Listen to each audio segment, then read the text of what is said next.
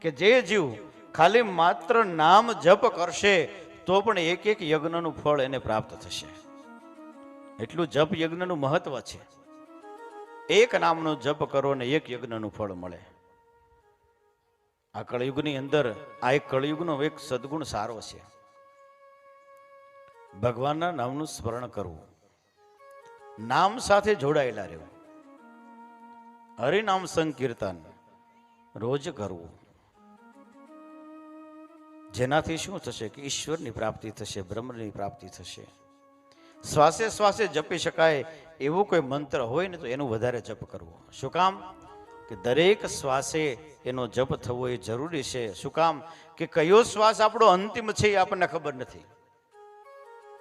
અને અંતે મતિ સા ગતિ, અંત સમયે તમારું મન જેમાં હશે એવી ગતિની પ્રાપ્તિ થશે.